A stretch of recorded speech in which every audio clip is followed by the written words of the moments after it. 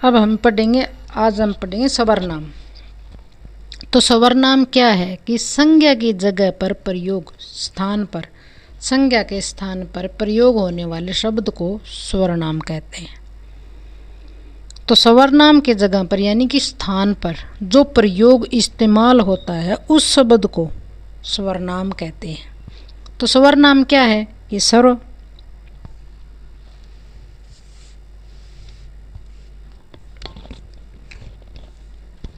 क्या है कि सर्व और नाम, यही सर्वनाम है। तो जो जितनी भी संज्ञा है उन संज्ञा के जिन स्थान पर, जो भी जितनी भी संज्ञा है उस संज्ञा के स्थान पर जो नाम हम जिस नाम से पुकारते हैं, यानी सभी संज्ञाओं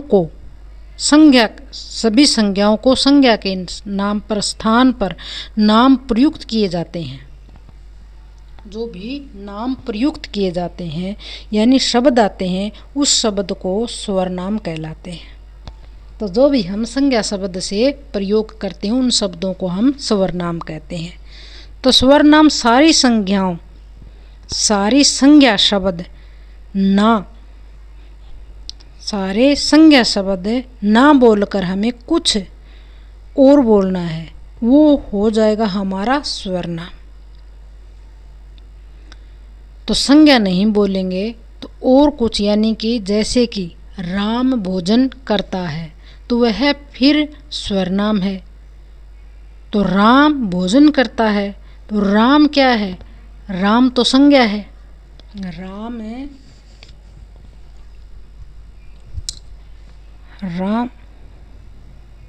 राम भोजन करता है, राम भोजन करता है। तो जैसे हम देखेंगे तो राम भोजन करता है, यहाँ पर राम भोजन करता है तो क्या है कि राम तो संज्ञा है। तो संज्ञा के स्थान पर जो हो उससे ही हम स्वर्नाम कहते हैं। तो वह क्या है? तो वह आएगा। राम भोजन करता है तो वह भोजन करता है, तो स्वर्नाम बन जाएगा, स्वर्नाम कहलाता है। तो वह भोजन करता है, वह स्कूल जा रहा है। तो ऐसे हम बताते हैं, बार बार नाम यूज नहीं होता। हम जैसे बताते हैं वैसे हम जो बार बार नाम नहीं लेते। क्यों नहीं लेते? कि हम वो स्कूल जा रहा है उसका नाम लें, राम स्कूल जा रहा है, राम भोजन खा रहा है, राम स्कूल जाता है, राम खेलता है, तो ऐसे नहीं कहते हम जो स्वर्नाम बदल देते हैं तो हम क्या कहते हैं कि वह स्कूल जाता है, वह पढ़ रहा है, वह भोजन करता है। हम बहुत सारे नाम लेने की बजाय हम स्वर्नाम का यूज करते हैं। हम बार बार नाम बताते हैं, मैं, मुझको, यही लगता है कि इसलिए बार बार संज्ञा नहीं लगती। यहाँ मैं समझा रही हूँ कि संज्ञा के स्थान पर जो अलग अलग वाक्य शब्द बनाते हैं उस जगह संज्ञा प्रयुक्त नहीं करते, इसलिए कुछ और शब्दों की ज़रूरत होती है तो उन शब्दों को हम स्वर्नाम कहते हैं। जो भी हम यूज करते हैं उनको स्वर्नाम कहते हैं। वह था, वह कर रहा है, वो कर रही है, वो वहाँ जा रहा है, वे वहाँ जा रहे हैं, तो वे हम क्या कर रहे हैं? संज्ञा के स्थान पर जो हम यूज शब्द कर रहे हैं वह हम स्वर्नाम का, वही स्वर्नाम होता है, स्वर्नाम का यूज करते हैं। बार बार हम संज्ञा का यूज नहीं करते। तो जैसे राम की जगह वह लाएंगे तो वह भोजन करता है तो वह स्वर्नाम आएगा। यहाँ हमें स्त्रीलिंग, पुल्लिंग, नपुंसकलिंग का एक ही उदाहरण लिया गया है कि राम। यह राम स्त्रीलिंग का भी है, पुल्लिंग का भी है, नपुंसकलिंग का भी है, एक ही उदाहरण लिया है हमने, राम।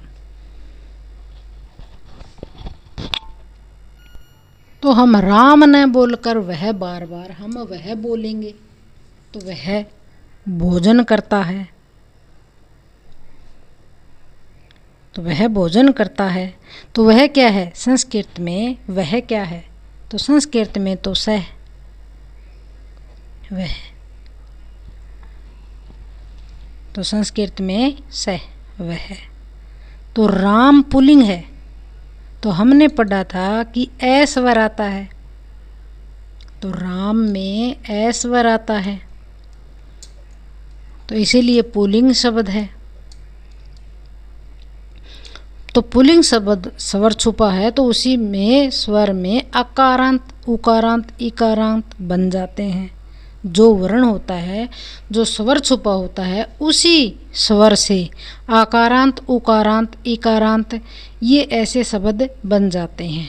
तो हम सह, तो अंत में ए आता है, सह के बाद में अंत में ए आता है, तो हमें वह पुल्लिंग शब्द यहाँ शब्द है। तो जैसे कि सह है, सह, तो सह का ए देखोगे तो ऐश्वर है, और यहाँ विसर्ग भी है। तो विसर्ग जहाँ पर आएगा तो पुल्लिंग शब्द भी आएगा।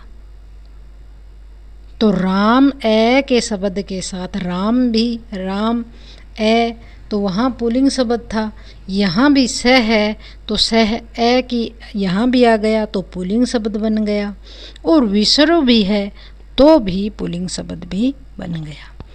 तो आकारांत पुल्लिंग शब्द है ये। तो शब्द संज्ञा शब्द था। अब हम गौर से देखेंगे तो सह ए वही स्थिति वापस लौट कर आई है जो संज्ञा में नियम चला था कि अक्षर के अंदर ए शब्द और विसर्ग लगाया है तो पुल्लिंग शब्द कहलाएगा। सह क्या है? पुल्लिंग शब्द है। सह क्या है? कि पुल्लिंग शब्द है, लेकिन वे स्वर्नाम शब्द है, संज्ञा शब्द नहीं है। तो वह जो आया है वह ए, तो वह संज्ञा नहीं है। गौर से ध्यान लगाने वाली बात है कि सह वह जो आया है, ए आया है, तो वह संज्ञा शब्द नहीं हुआ, स्वरनाम यानी कि स्वरनाम बन गया, संज्ञा शब्द नहीं आएगा। अब आता है स्त्रीलिंग शब्द में सीता। स्त्रीलिंग शब्द का लेंगे तो सीता आएगा। तो सीता का आ, सीता क्या है? लड़की, लड़की, तो स्त्रीलिंग शब्द आएगा। हिंदी में हम बोलते हैं कि चाहे वे स्त्रीलिंग हो, पुल्लिंग हो, जो भी शब्द हो, चाहे नपुंसकलिंग भी हो, जो भी हो, तो वे शब्द बोलेंगे तो इसका उच्चारण शब्द नहीं है वह शब्द, लेकिन जब क्रिया बोलते हैं तो वह चलता है, वह चलती है, वह रखा है, वह रखी है।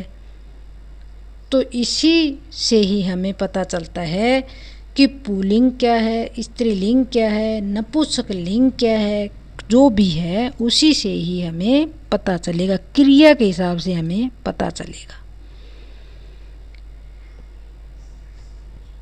तो वह चलता है, वह तो लड़का है, पुल्लिंग शब्द है। वह चलती है, कौन चलती है? कौन चलती है? तो लड़की चलती है। क्रिया के हिसाब से ही हमें पता चलेगा कि ये स्त्रीलिंग है या पुल्लिंग है या नपुंसकलिंग है। वह रखा है, वह रखा है, तो क्या है?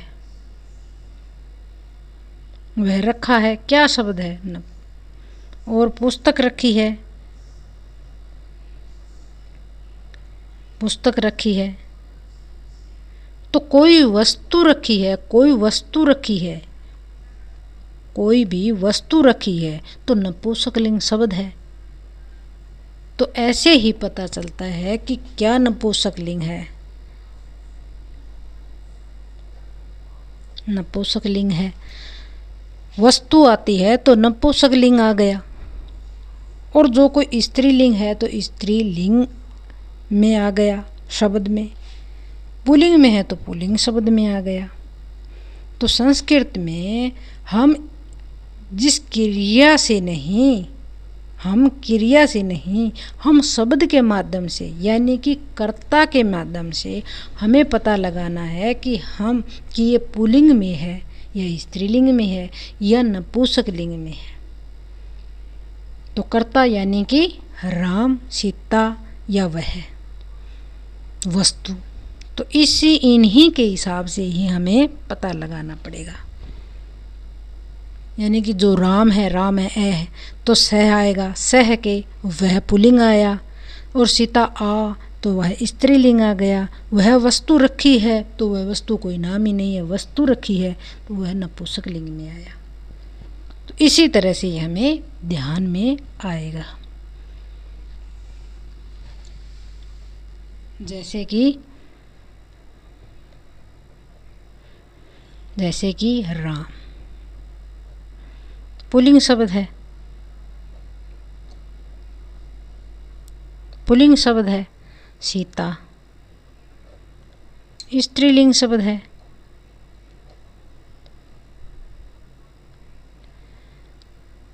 पुस्तक नपुंसकलिंग शब्द है।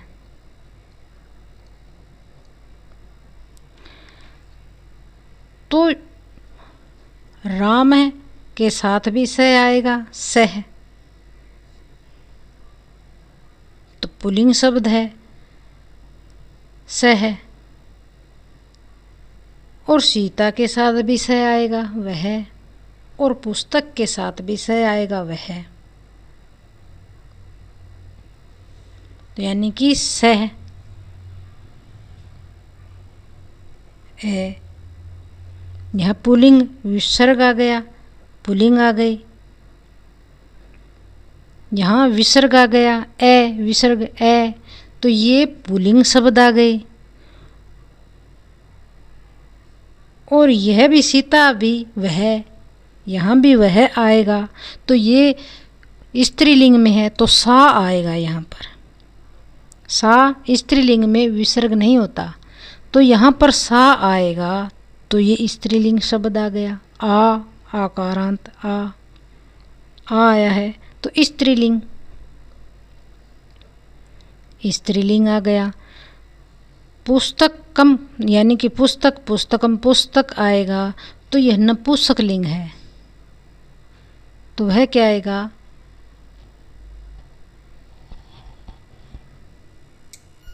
तो यहाँ आएगा कि तत् भी वह होता है, तत् भी वह होता है। ये नपुंसकलिंग का है।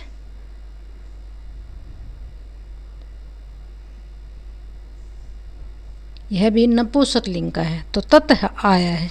तो संस्कृत में तत् वह होता है, ये नपुंसकलिंग का।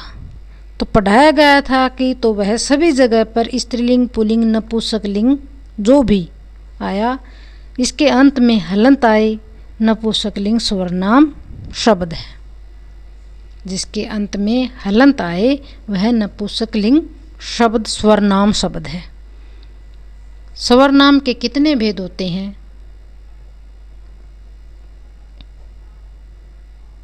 स्वर्नाम के भेद कितने होते हैं? 6 होते हैं। स्वर्नाम के 6 भेद होते हैं। कौन कौन से हैं देखेंगे। तो पहला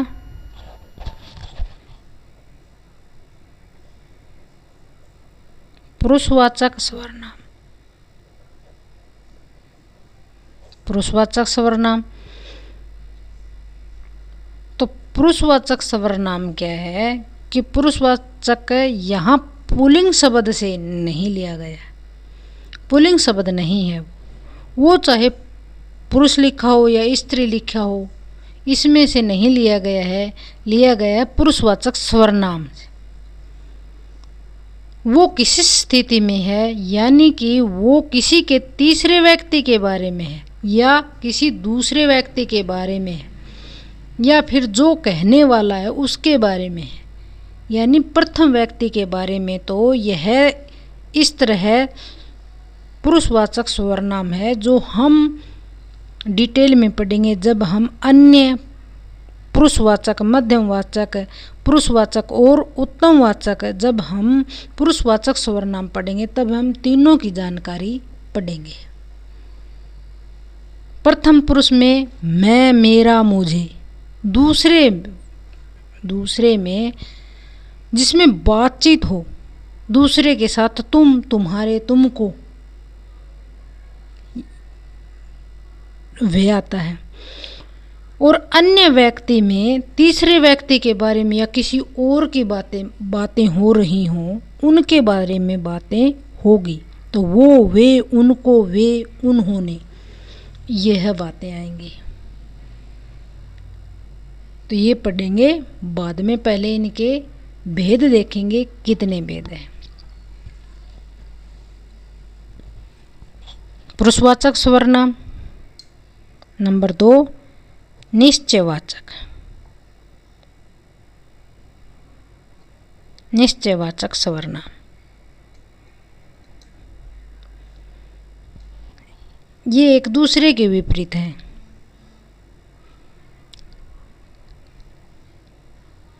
नंबर है 3 अनिश्चयवाचक।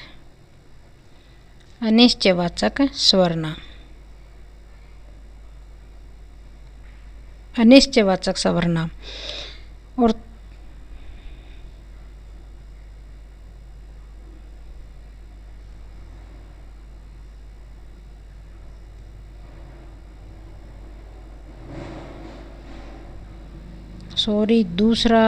दूसरे वाला पुरुषवाचक सर्वनाम, निश्चयवाचक सर्वनाम, अनिश्चयवाचक सर्वनाम, यानी दूसरे नंबर वाला निजवाचक सर्वनाम होता है। ये निजवाचक सर्वनाम हो गया। 3, 4, 5वां है संबंधवाचक। संबंधवाचक सर्वनाम और 6 नंबर वाला होता है प्रश्नवाचक सर्वनाम। तो इन्हीं के बारे में, जो वस्तु को संबंध बताना हो, किसी सर्वनाम का संबंध बताना हो, तो जो भी प्रश्न बताना हो, तो ये उनके अनुसार से आगे हमें विभक्ति की, और जो हम विभक्ति के साथ हम चलाएंगे तो हमें पूरा समझ में आएगा। ये हम आगे देखेंगे, कल की वीडियो में देखेंगे, अच्छे से समझाएंगे।